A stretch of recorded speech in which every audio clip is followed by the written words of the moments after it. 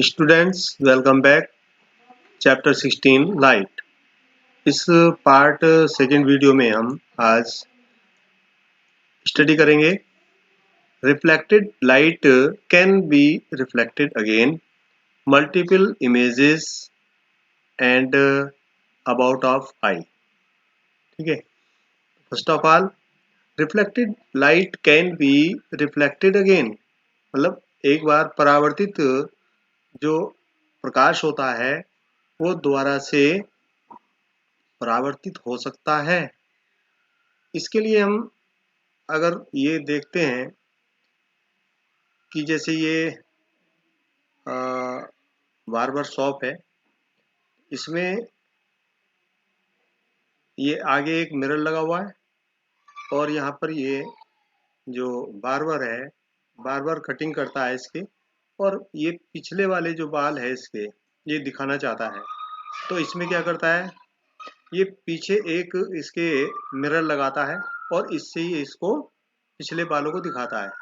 इसका मतलब ये रिफ्लेक्शन द्वारा से रिफ्लेक्ट करता है। ठीक है, और आपने क्लास 6 में पेरिस्कोप के विषय में पढ़ा था। तो पेरिस्कोप एक जेड के आकार का इंस्ट्रूमेंट होता है जो सबमरीन और जो जैसे पनडुब्बी होती है या जो टेंट लगे होते हैं आर्मी के, तो वो बाहर से आ, अंदर बैठे हुए बाहर की चीज़ों को देख सकते हैं। उसमें क्या होता है, जैसे जेड टाइप के टू उसमें बैंड होते हैं, तो दोनों बैंड पर 45 डिग्री के एंगल पर टू मिरर्स होते हैं। तो जैसे बाहर से कोई लाइट उस पर पड़ती है मिरर पर, तो वो रिफ्लेक्ट करती है और रिफ्लेक्ट लाइट फिर दूसरे मिरर पर पड़ती है इंसिडेंस रे के रूप में, और फिर वो वहां से दोबारा से रिफ्लेक्ट होकर के और बाहर निकल जाती है। इस प्रकार से हम ये कह सकते हैं कि रिफ्लेक्टेड लाइट द्वारा से रिफ्लेक्ट हो जाती है।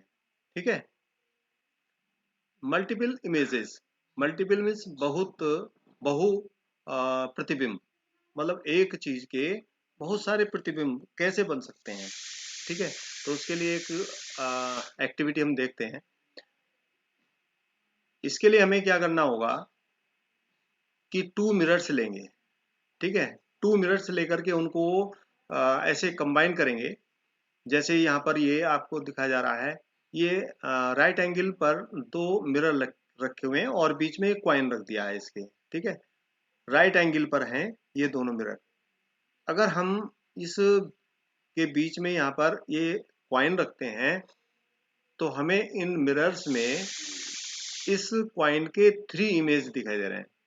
ठीक है, और सिंपली जैसे आप कोई एक मिरर लेते हैं, मिरर में अपना फेस देखते हैं तो एक ही फेस दिखाई देता है। लेकिन अगर आप टू मिरर्स को इस प्रकार से कंबाइन करेंगे जहां पर 90 डिग्री का एंगल बन रहा होगा इन दोनों के बीच में, तो वहां पर एक इमेज के, एक ऑब्जेक्ट के 3 इमेज बनेंगे। ठीक है, इसी प्रकार से अलग अलग एंगल होंगे तो इनकी इमेज की संख्या भी अलग अलग होगी। ठीक है, और इसके लिए एक फॉर्मूला ध्यान में रखेंगे नंबर ऑफ इमेजेस फाइंड करने के लिए। Number of images is equal to 360 upon theta minus 1। Theta क्या है, वो इनके बीच का एंगल है। ठीक है, जैसे अब इसी की बात समझे, अगर हमने ये 90 डिग्री पर कोई टू मिरर्स को रखा है तो इसका मतलब हो गया 360 अपॉन 90 माइनस 1। तो 360 अपॉन 90 का मतलब हो गया 4, और 4 में से 1 माइनस किया 3। तो इस प्रकार से हमारे 3 इमेज बन गए।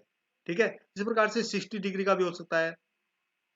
45 डिग्री के एंगल पर रखें तो कितने बनेंगे, 120 के एंगल पर अगर हम इनको टू मिरर्स को रखेंगे तो कितने इमेज बनेंगे। इस प्रकार से डिफरेंट एंगल पर अगर हम टू मिरर्स को रखते हैं तो उसमें डिफरेंट नंबर ऑफ इमेजेस बनते हैं। तो ये मल्टीपल इमेज बनना है, मतलब एक से अधिक, बहुत सारे। ठीक है, अब इसी आधार पर एक चीज और है, जैसे आपने पहले भी सुना होगा, या एक बहुत टॉय के रूप में समझिएगा इसको। ठीक है, कैलिडियोस्कोप होता है। तो कैलिडियोस्कोप क्या होता है, एक पैटर्न बनाता है, ठीक है।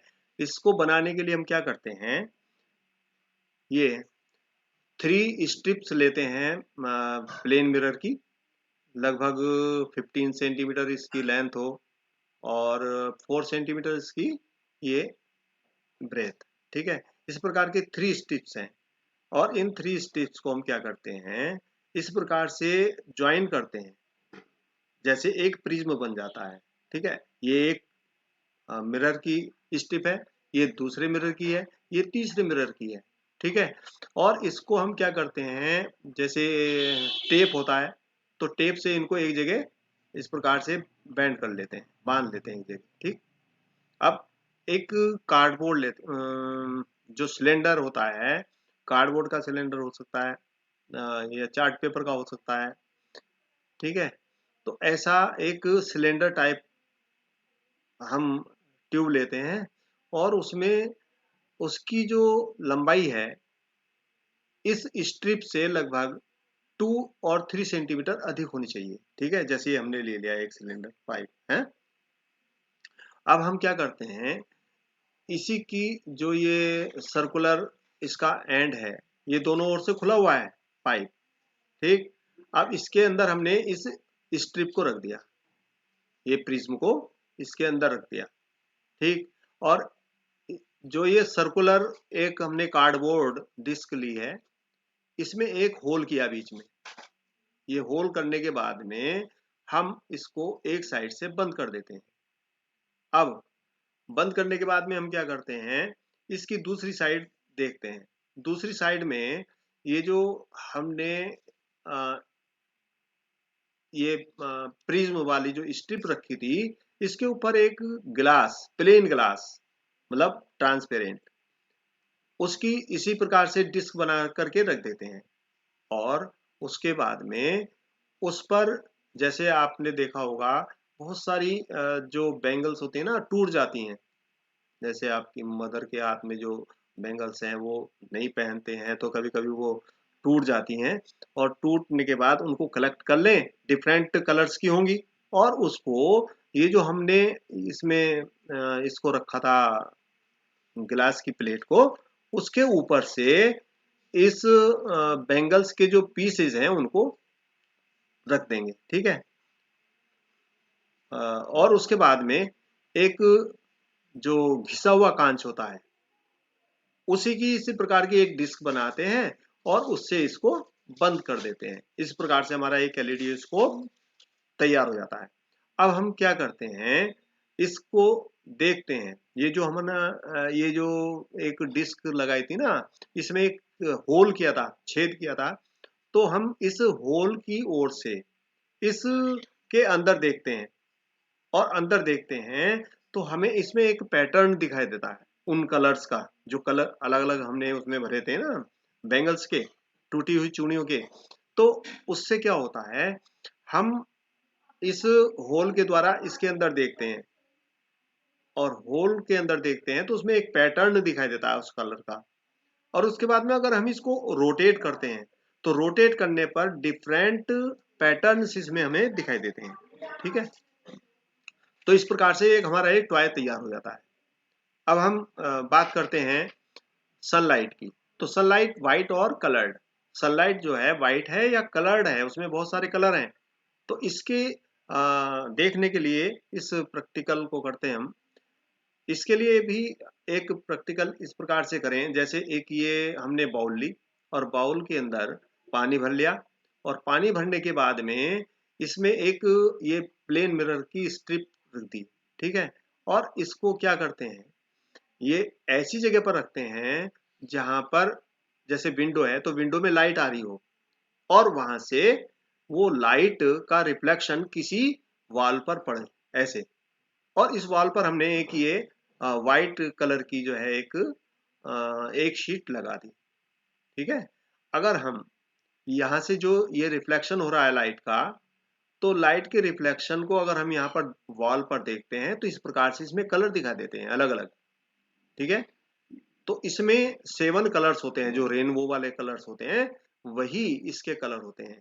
तो इसका मतलब हो गया कि जो ये लाइट आ रही थी ना, तो लाइट के कलर को इसने डिस्पर्सन कर दिया, प्रकीर्णन कर दिया, इसका बिखेर दिया कलर्स को अलग अलग। इसका मतलब क्या हुआ कि जो सनलाइट है उसमें 7 कलर्स होते हैं। ठीक है, तो कौन कौन से कलर होते हैं? विबज्योर करके, इसका फॉर्मूला है VIBGYOR. V for violet, I for indigo, B for blue और जी फॉर ग्रीन। इसी प्रकार से ये 7 कलर्स होते हैं। ठीक है, तो ये डिस्पर्सन ऑफ लाइट कहलाता है। किस प्रकार से हमने इसको किया है आप अपने घर में प्रैक्टिकल कर सकते हैं। अब हम आइस के विषय में पढ़ेंगे। तो आइस क्या होता है, मतलब हमारे आंख के अंदर क्या होता है। तो जैसे ये आप इसमें देख रहे हैं डायग्राम में,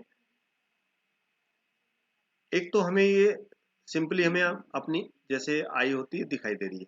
ठीक है, और दूसरा ये इसका डायग्राम है जो इसके अंदर की चीज को दिखाता है। सबसे पहले जैसे ये इसका कवर होता है, ये हार्ड होता है बहुत ज्यादा, मतलब एक प्रकार से ये प्रोटेक्टिव कवर होता है इसका। और इसके बाहर जो सामने का पार्ट है ये ट्रांसपेरेंट होता है, इसको कॉर्निया बोलते हैं। और कॉर्निया के पीछे ये जो पार्ट है, ठीक है, ये इसमें दिखाई दे रहा है आपको, ब्लू कलर का दिखाई दे रहा है यहाँ पर, तो ये आइरिस है। और आइरिस के बाद में ये इसमें अंदर बीच में एक पुपिल होता है, और पुपिल के पीछे की साइड में एक लेंस होता है, और इसकी साइड में ये सिलियरी मसल्स होती हैं। ठीक है, और पीछे की तरफ ये खोखला भाग है जिसको हमने क्लास 7 में पढ़ा था, गोलीय दर्पण, स्फेरिकल मिरर। ठीक है, तो यहाँ पर ये स्फेरिकल बनता है और यहाँ पर ये रेटिना है। तो ये लेंस जो है, जब इसमें लाइट आती है तो लाइट का ये लाइट यहाँ पर फोकस बनाता है। ठीक है, और फोकस बनने पर ये जो यहाँ पर प्रतिबिंब बनता है, यहाँ पर ये कुछ मसल्स होती हैं। ठीक है, नर्व मसल्स, नर्व सेल्स, तो और उसका संबंध इससे ऑप्टिक नर्व्स होता है। तो जो यहाँ से उत्तेजना इस पर महसूस होती है, तो ये जो सेल्स होती हैं, नर्व्स, नर्व सेल्स, तो ये उत्तेजना को ऑप्टिक नर्व को देते हैं, और जो ऑप्टिक नर्व्स होती हैं ये उस उत्तेजना को ब्रेन तक पहुंचाते हैं, और ब्रेन उसमें डिफाइन करता है कि ये क्या वस्तु है। ठीक है, इस प्रकार से। और अगर हम यहाँ पर ये देखें तो इसको ऐसे समझें कि ये क्या है, ये कॉर्निया है। कॉर्निया की साइड में ये आइरिस है, और आइरिस के बीच में ये जो आपको ये सर्किल दिखाई दे रहा है बीच में डार्क, ये पुपिल है। ठीक है, अब ये जो आइरिस होता है, आइरिस डिफरेंट कलर्स आपकी आइस कहलाती है। जैसे कभी कहते हैं कि इसकी बिल्ली जैसी आंख है, इसकी ग्रीन कलर की आंख है, तो ये आइरिस की कलर पर डिपेंड करता है। ठीक है, उसके बाद में जैसे हमने अभी बतलाया कि sensations felt by the nerve cells are then transmitted to the brain through the optic nerve. ठीक है, there are two kinds of cells. इसमें दो प्रकार की सेल्स होती हैं। जैसे नंबर 1 कोन्स, और कोन्स का कार्य क्या है, which are sensitive to bright light ना, ये जो है ब्राइट लाइट के प्रति संवेदनशील होता है। दूसरे प्रकार की सेल्स है रोड्स, और रोड्स क्या होते हैं, which are sensitive to dim light, ये डिम लाइट के लिए संवेदनशील होता है। जब आप इसके लिए भी एक प्रैक्टिकल कर सकते हैं, यदि किसी की आंख पर आप टॉर्च से प्रकाश डालें तो क्या होता है, उसमें ये जो कोन्स होते हैं, कोन्स सेल्स, तो इससे ये आपका जो आइरिस है ना, और बीच में पुपिल है, तो ये क्या हो जाता है, सिकुड़ जाता है लाइट डालने से। ठीक है, तो इसका मतलब क्या हुआ कि ये लाइट को, अधिक लाइट को अंदर आने नहीं देता है, जो हानिकारक है। और इसी प्रकार से रॉड्स दूसरे प्रकार की सेल्स हैं। यदि आप डिम लाइट में पढ़ते हैं तो ये इसका साइज बड़ा हो जाता है। बड़ा किस लिए होता है, जिससे हमारे आंख के अंदर प्रकाश की मात्रा पर्याप्त हो। ठीक है, इस प्रकार से ये एडजस्ट होता है। तो at the junction of the optic nerve and the retina there are no sensory cells. ठीक है, so no vision in possible at the that spot. This is called the blind spot. Its existence can be demonstrated as follows. ठीक है, एक blind spot होता है तो उसके लिए नीचे एक एक्टिविटी दी हुई है। इस एक्टिविटी में ये दिखाया है, एक शीट लेते हैं, उस पर ये कुछ डिस्टेंस पर 6 सेंटीमीटर की डिस्टेंस पर एक दो प्रकार के स्पॉट बनाते हैं। एक तो ये राउंड स्पॉट है और एक ये क्रॉस है। एक क्या करते हैं, हम अपनी एक आंख को इसके पास लाते हैं। ठीक है, अब एक स्टेज ऐसी आती है कि आपको ये स्पॉट नहीं दिखाई देता है। ठीक है, इसी प्रकार से दूसरी बार हम क्या करते हैं, एक आई को हम बंद करके और इसके पास में लाते हैं, तो ये जो क्रॉस है ये दिखाई नहीं देता। ये जो स्थिति है ये ब्लाइंड स्पॉट की कहलाती है। ठीक है, अब जैसे एक एक्टिविटी है ये कि एक चीज दूसरे के अंदर जब ये रोटेट करती है तो क्या होता है, इसके लिए भी एक एक्टिविटी है। इस एक्टिविटी में अगर हम देखें, गेट ए स्क्वायर पीस, एक ये कार्डबोर्ड का पीस लिया हमने, इसको डिफरेंट टाइप से भी हम दिखा सकते हैं। ठीक है, ये कार्डबोर्ड है, कार्डबोर्ड है। अब एक साइड में हमने ये बर्ड बनाई और दूसरी साइड में दूसरे कार्डबोर्ड पर इस प्रकार से ये एक पिंजरा बनाया हमने, केस। ठीक है, और इसके बीच में इस प्रकार से ये होल करके एक इसमें स्ट्रिंग डाल देते हैं। ठीक, अब इन को हम इस प्रकार से एडजस्ट करते हैं दोनों शीट को कि एक साइड में ये हमें बर्ड दिखाई देती है और दूसरी साइड में ये केज दिखाई देता है। ठीक है, अब इसको ऐसे करके हम एक एंड ये बन जाता है हमारा और दूसरा एंड ये हो जाता है। ठीक है, अगर हम एक साइड से देखते हैं तो ये दिखाई देता है और दूसरी साइड से देखते हैं तो ये दिखाई देता है। लेकिन जब हम इस स्ट्रिंग को पकड़ करके इसको रोटेट करते हैं तो हमें क्या दिखाई देता है कि इस केस के अंदर ये वर्ड दिखाई देती है। ठीक है, आपको एक जादू ही दिखाई देता है इस तरह से। ठीक है, अब एक मेन चीज इसमें क्या रह गई, एक इसमें nature has provided eyes with eyelids to prevent any object from entering the eye। ठीक है, जो आई की बात अभी हम कर रहे थे तो इसमें eyelids होती हैं। ठीक है, जो चीज हमने अभी बतलाई थी, जैसे कॉर्निया के अंदर आयरिस है, सिलेरी मसल्स हैं या पुपिल है। ठीक है, तो ये तो अंदर की चीजें हैं, या रेटिना है और ऑप्टिक नर्व्स हैं, ये अंदर के पार्ट हैं। लेकिन बाहर की तरफ यदि आप देखें तो आईलिड्स होती हैं। ठीक है, जो आपकी आंखों में बाहर से कोई ऑब्जेक्ट, कोई पार्टिकल्स ऐसा ना जाए जिससे आंख को परेशानी। ठीक है, तो एक बात यह है कि हमें कोई भी वस्तु हो तो वो एक नॉर्मल डिस्टेंस होती है जिससे हमें उस चीज को देखना चाहिए। तो वो नॉर्मल डिस्टेंस होती है 25 सेंटीमीटर। ठीक है, जो कंफर्टेबल होती है एक हेल्दी आई के लिए। ठीक है, नॉर्मल आई के लिए 25 सेंटीमीटर की डिस्टेंस से हमें चीज को देखना चाहिए, पढ़ना चाहिए और लिखना चाहिए। ठीक, बाद में केयर ऑफ द आईज, हमें अपनी आंख की केयर किस प्रकार से करनी चाहिए।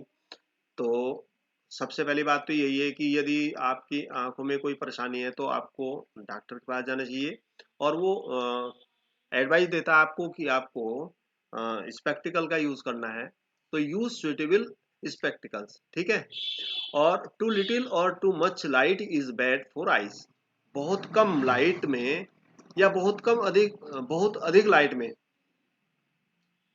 अगर हम कोई काम करते हैं तो वो हमारे लिए हानिकारक होता है। इसलिए जो सफिशिएंट लाइट है हमारे आंखों के लिए उसमें ही हमें काम करना चाहिए, पढ़ना चाहिए। ठीक है, या पावरफुल लाइट होती है तो उसके कांटेक्ट में डायरेक्ट हमें नहीं आना चाहिए।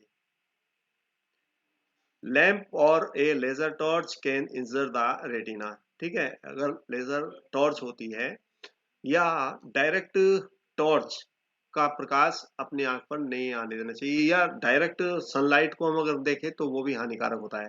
डोंट लुक एट द सन, ठीक है, या पावरफुल कोई लाइट है तो उसको डायरेक्ट नहीं देखना चाहिए।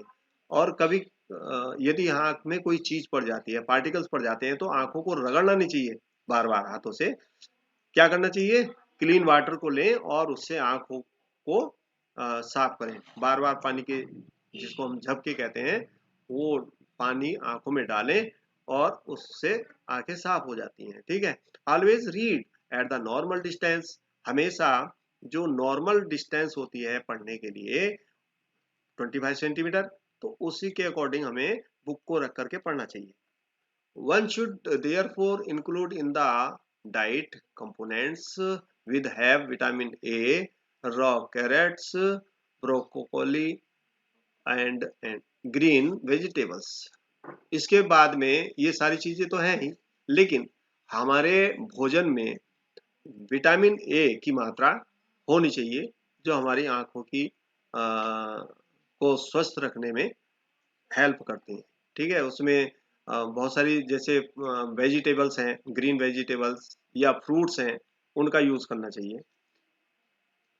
और वेजिटेबल्स में जैसे कैरेट्स हैं, ब्रोकोली है और ग्रीन वेजिटेबल्स, इनका यूज करें तो ये हमारे लिए लाभदायक होगा। Visually impaired persons can read and right. जो विजुअली इम्पेयर्ड या चैलेंज्ड पर्सन्स होते हैं वो पढ़ सकते हैं और लिख सकते हैं। ठीक है, जैसे कोई व्यक्ति ऐसा होता है जन्म से ही अंधा होता है, लेकिन कुछ व्यक्ति ऐसे होते हैं जिनको चोट लग जाने से किसी कारण से जो है उनको आंखों की रोशनी चली जाती है, तो ऐसे व्यक्ति भी पढ़ सकते हैं। उसके लिए एक वैज्ञानिक हुए ब्रेली, और उन्होंने ये टेक्निक तैयार की जिससे कि जो विजुअल चैलेंज पर्सन होते हैं वो उससे पढ़ सकते हैं। उन्होंने एक पैटर्न तैयार किया और इस पैटर्न के अकॉर्डिंग जो है उसमें 63 डॉट्स होते हैं। ठीक है, 63 डॉट्स और उसका पैटर्न होता है, और पैटर्न को समझ करके उसको ऐसे, मतलब क्या होता है, वो एक कोई भी जैसे चीज है उसमें उभार होते हैं। ठीक है, उन उभारों को टच करके वो चैलेंज पर्सन व्यक्ति जो होता है, जो अंधा व्यक्ति होता है या जिसको दिखाई नहीं देता है, तो वो उस पर अपनी उंगलियों से टच करके उसको पढ़ लेता है। जैसे यहाँ पर एक पैटर्न दिया हुआ है, CAT कैट लिखा हुआ है, तो इस प्रकार से C के लिए साइन दिया हुआ है, A के लिए और T के लिए, इस प्रकार से इनको मिलाने का भी सिस्टम अलग हो जाता है। तो उसमें इस प्रकार से ये CAT कैट लिखा गया है। और जो विजुअल चैलेंज पर्सन होता है वो इसको टच करके पढ़ सकता है। ठीक है, तो these patterns when embossed on braille sheets help visually challenged persons to recognize words by touching to make them easier to touch. The dots are raised slightly। ठीक है, जिससे कि वो विजुअली चैलेंज पर्सन जो है इसको आसानी से समझ सके टच करके। तो ये जो एक शीट होती है और शीट पर इन डॉट्स को उभार करके रखा जाता है। ठीक है, जिससे वो टच करके इसको आसानी से पहचान लेते हैं। तो visually impaired people learn the braille system by beginning with letters। ठीक है, लेटर्स के द्वारा इनको जो है शुरू में वो समझते हैं। Then special characters and letters combination, फिर इन स्पेशल कैरेक्टर्स और लेटर्स के कॉम्बिनेशन से उसको जो है समझाया जाता है, पढ़ा जाता है। और methods of depend upon recognition bye touching. ठीक है, और इस मेथड के अनुसार वो टच करके रिकॉग्नाइज कर लेता है पहचान लेता है, जानकारी कर लेता है कि ये क्या लिखा है। तो character has to be memorised, Braille text can be produced by hand और by machine, typewriter like devices and printing machines have now been developed। अब ये जो ब्रेली सिस्टम है इसके लिए टेक्स्ट भी तैयार हो गई है और टाइपराइटर लाइक डिवाइसेस और प्रिंटिंग मशीन्स भी तैयार हो चुकी हैं, विकसित हो चुकी हैं। ठीक है, और इसमें यहाँ पर कुछ ऐसे व्यक्तियों के नाम दिए गए हैं जो चैलेंज पर्सन है और उन्होंने बहुत कुछ किया है।